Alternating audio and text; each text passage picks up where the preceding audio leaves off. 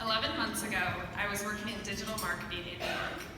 I graduated 16 months earlier from Penn and was enjoying post-college life, working, spending time with friends, and exploring the city. In early October 2017, I felt ill, as if I was having the stomach flu.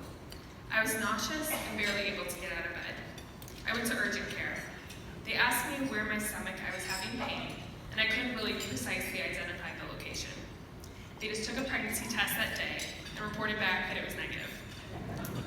A few days later, I was feeling better and went back to work for the next 2 weeks. Soon, I again began to feel weak and spent yet another weekend confined to my room.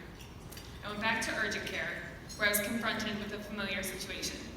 They wanted to do another pregnancy test. It was only at my insistence that I received the blood test. The next day, I got a call with my results. I was told my liver numbers were elevated.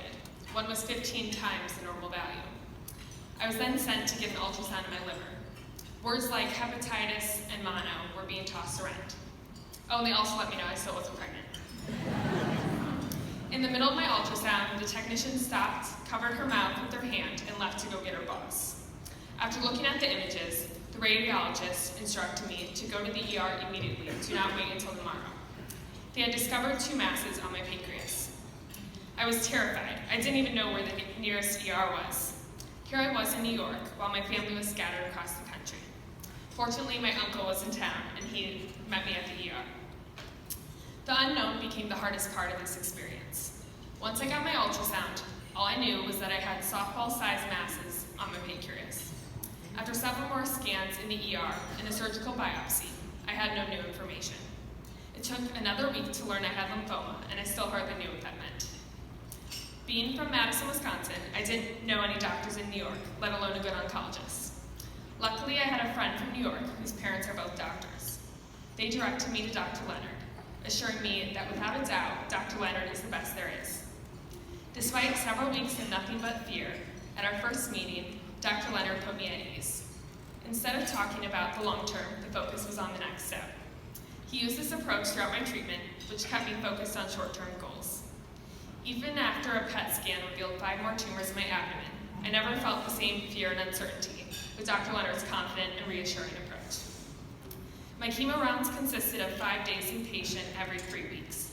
Dr. Leonard provided the confidence I needed by assuring us that any symptom I had was not that big of a deal and not to worry. After 3 rounds of chemo, my next PET scan revealed great news. I was already in remission.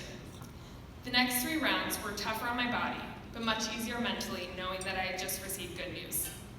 My next routine scan was performed 1 month after my chemo had finished. I expected to see the same clear results and return to my normal pre-lymphoma life. However, the 2 new bright spots on my scan put me back into a state of panic. Luckily, the masses ended up being inflammation, and my most recent scan came back completely clean.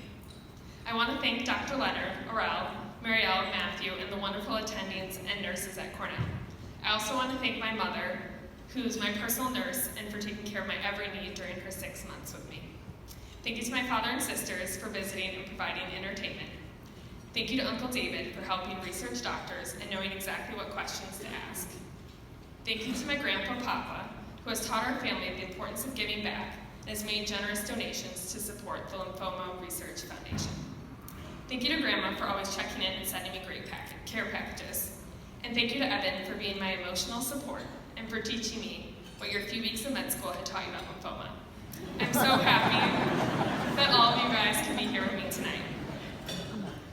During this experience, I received a generous gift from my grandfather and wanted to find a charity that supports those who are going through a similar situation. After doing some research, I came upon LRF. I was attracted to LRF because of their strong support for lymphoma research, and particularly their funding of early career researchers on the cutting edge of their fields. Though I was initially just interested in funding new research, what I didn't expect was the tremendous support that LRF has been able to provide me.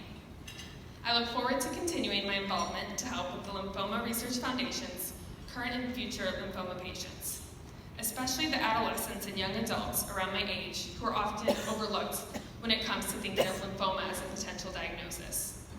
I'm thrilled to learn that LRF is honoring Seattle Genetics, a company who also shares a passion for young cancer patients, so others like me can be here to share their stories.